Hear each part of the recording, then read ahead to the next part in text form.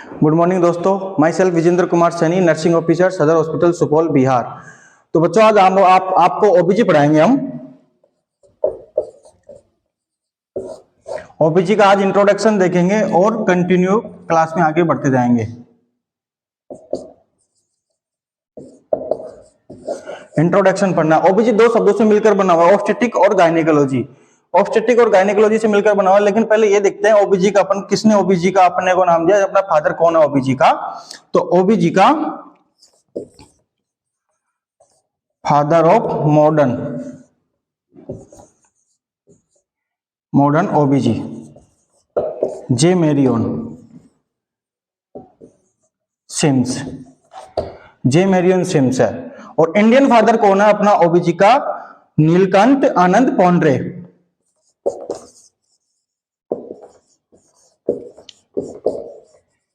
Indian father OBG Neelkanth Anand Pondre. आज अपने को सरफेस पढ़ना, ओनली इंट्रोडक्शन पढ़ना है। ये अपने दोनों फादर है। अब इसके आगे नेक्स्ट पढ़ते हैं अपन ओबीजी शब्द के बारे में। ओबीजी दो शब्दों से मिलकर बना हुआ है, ऑब्स्टेट्रिक और गायनेकोलॉजी। ऑब्स्टेट्रिक के अंदर अपन क्या देखते हैं? Study of related pregnancy and disorder. उसके अंदर एक रिप्रोडक्टिव एज आती है जो होती है 14 से 45।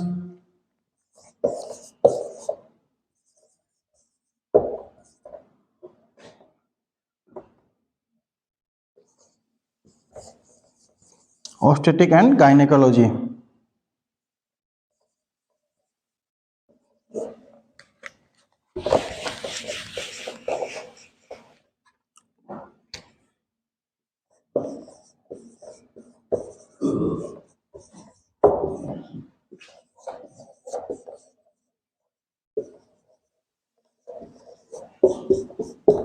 ऑब्स्टेट्रिक के अंदर क्या पढ़ेंगे अपन? Study related pregnancy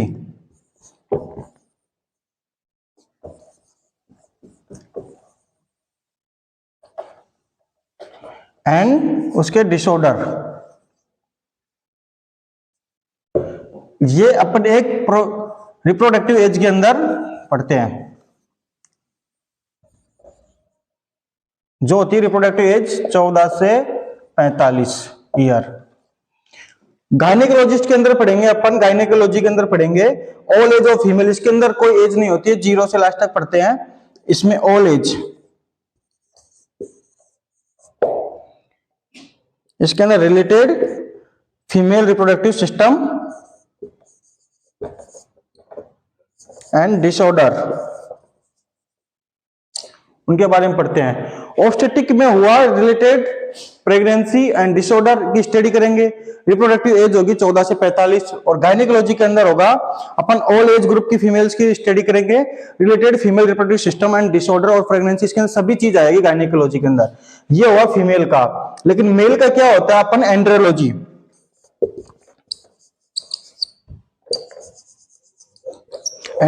study of male reproductive system.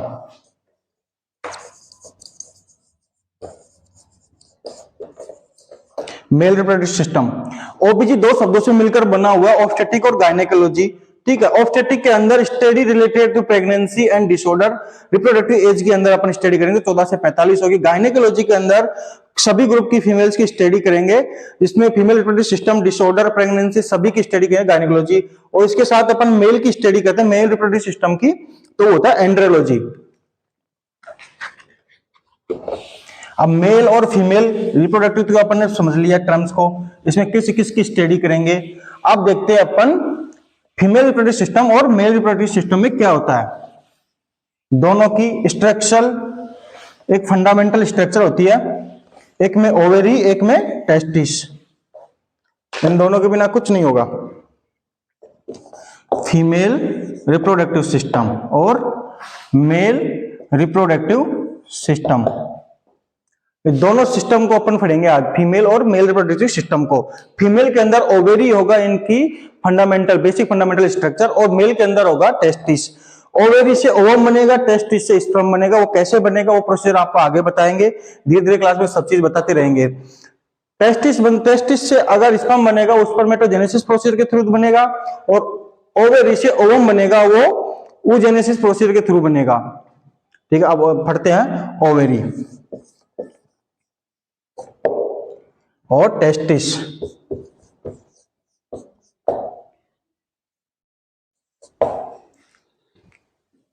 ये दोनों क्या है, fundamental structure.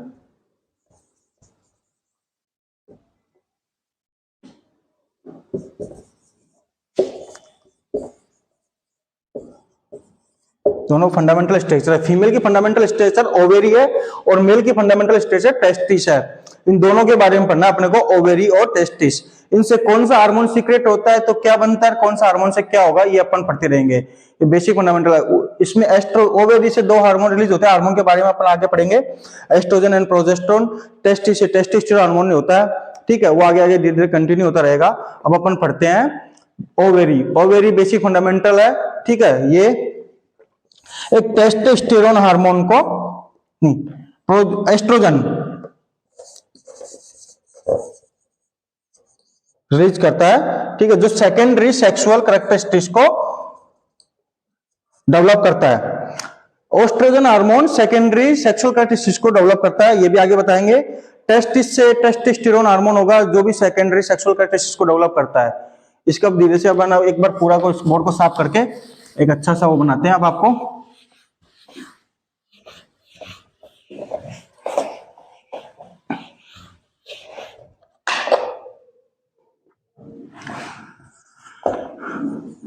Female reproductive system, male reproductive system, इसमें क्या है, ओवेरी, इसमें टेस्टिस, इसमें टेस्टिस। ओवेरी से क्या बनता है, ओवम, किसके थ्रू, oogenesis के थ्रू।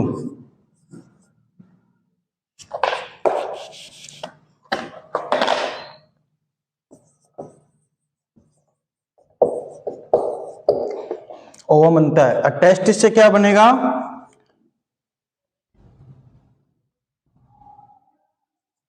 स्पर्मेटोजेनेसिस के थ्रू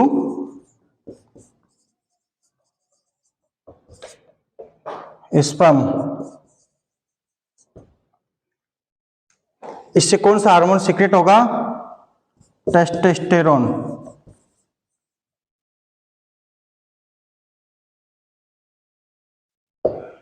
ओवेरी से प्रोजेस्टेरोन और एस्ट्रोजन।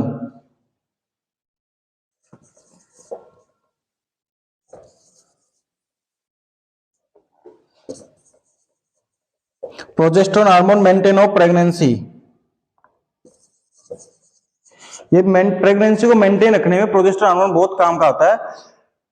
ये दोनों इससे बनता है, ये इससे बनता है। ठीक है, टेस्टिस से टेस्टोस्टेरोन हार्मोन सीक्रेट होगा, स्पर्मेटोजेनेसिस के थ्रू स्पर्म बनेगा। ये प्रोसेस आगे बता देंगे। ओवेरी से oogenesis के थ्रू ओवम बनता है। oogenesis के बाद उगोनिया, उगोनिया से एक उगोनिया से ओनली एक ओवम बनता है, और इसके अंदर डिप्लॉइड सेल को आगे बताते रहेंगे अपन। एक हिप्लॉइड सेल से एक डिप्लॉइड सेल बनता है, जाइगोट। जाइगोट एक स्पर्म और ओवम एक दोनों की यूनिट होती है, उसको फर्टिलाइजेशन के बाद में जाइगोट बनता है, वो आगे की प्रोसीजर है। अभी आप पढ़ लीजिए टेस्टिस, टेस्टिस से स्पर्म और ये। ठीक है, अब अपन पढ़ते हैं स्पर्म और ओवम के बारे में।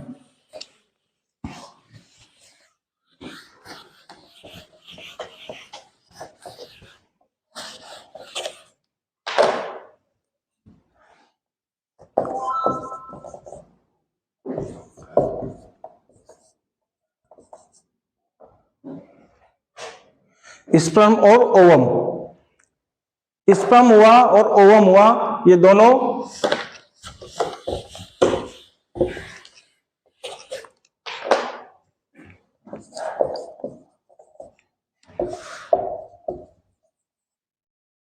स्पर्म और ओवम।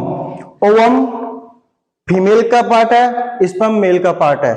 ये ओवेरी से निकलता है, ये टेस्टिस से निकलता है। अब इन दोनों के बारे में अपन स्टडी करते हैं। ओवम कितना बड़ा रहता है, स्पर्म कितना बड़ा रहता है। इन दोनों का लाइफ स्पैन कितना है, कितने देता है? Ovum largest cell of human body, कितना साइज होगा इसका? 130 माइक्रोन।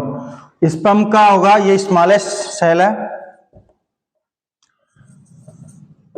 ये 50 माइक्रोन। ठीक है। स्पर्म ओवम बनने में कितना टाइम लगता है?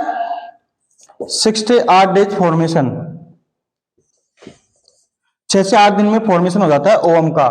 स्पर्म का कितने होता है? 61 डेज में इसका फॉर्मेशन होगा। कितना? 61 डेज में फॉर्मेशन होता है।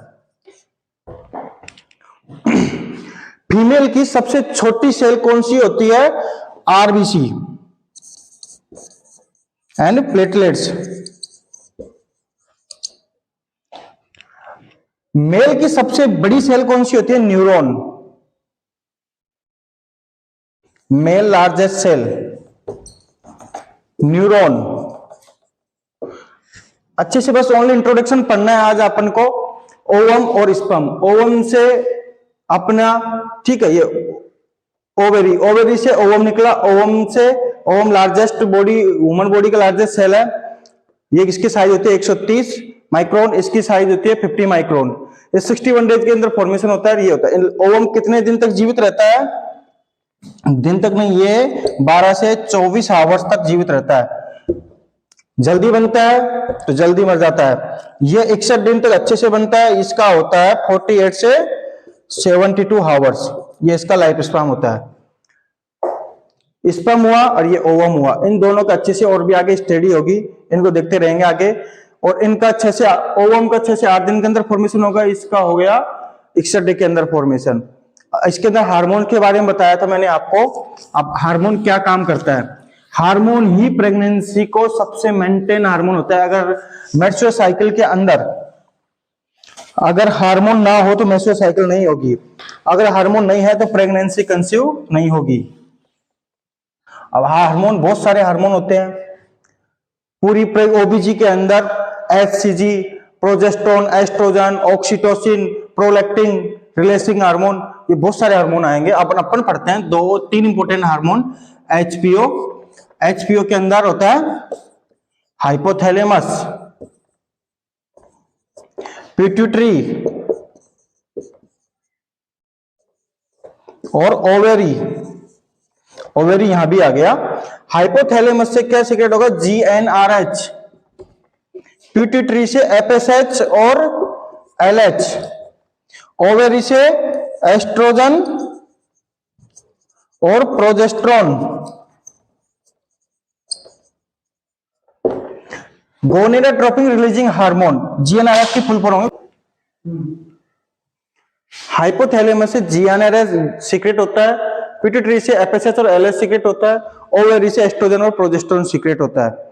जीएनआरएच की फुल फॉर्म हुई गोनेडोट्रोपिन रिलीजिंग हार्मोन, ये बहुत इंपॉर्टेंट हार्मोन है।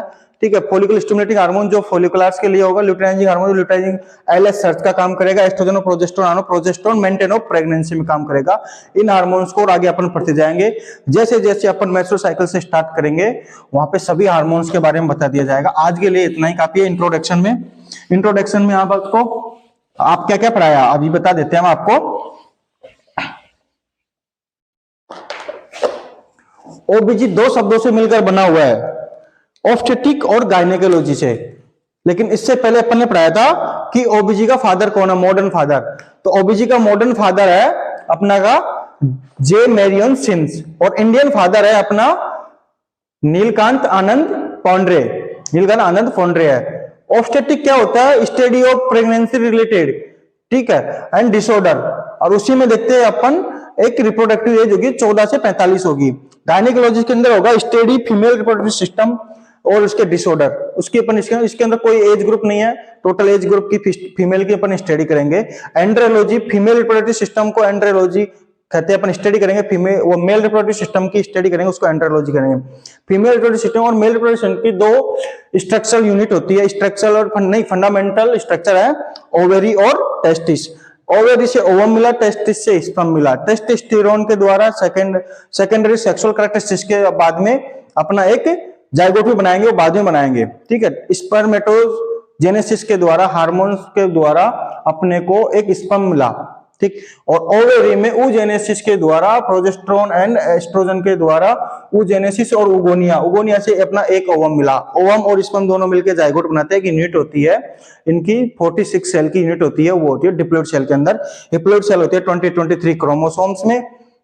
आगे पढ़ाया अपन ने ओवम और स्पर्म की साइज कितनी होती है। Largest cell of human body ovum, smallest cell of sperm. Ovum सबसे कम दिन तक रहता है, इसका 12 से 24 आवर्स तक इसका लाइफ टाइम होता है, इसका 72 घंटे तक लाइफ टाइम होता है। इसको बनने में 61 दिन लगते हैं, इसलिए ये लंबे समय तक जीता है। इसको बनने में 6 से 8 दिन लगते हैं, इसको जो कम समय में होता है। फीमेल की सबसे छोटी सेल होती है, स्मॉलेस्ट सेल होती है आरबीसी और प्लेटलेट्स। इसकी साइज होती है 6 से 8 म्यूक्रोन। आरबीसी की साइज 6 से 8 माइक्रोन, ये होती है स्मॉलेस्ट सेल। और मेल की सबसे लार्जेस्ट सेल होगी न्यूरॉन। मेल की सबसे लार्जेस्ट सेल होगी न्यूरॉन। ओवम का फॉर्मेशन 6 से 8 दिन के होंगे, स्पर्म का फॉर्मेशन 61 दिन के अंदर हो गया। लाइफ स्पैन बताई दी आपको। और आगे अब नेक्स्ट क्लास अपन कंटिन्यू रखेंगे, कंटिन्यू रहना इस क्लास में। जय हिंद, जय भारत।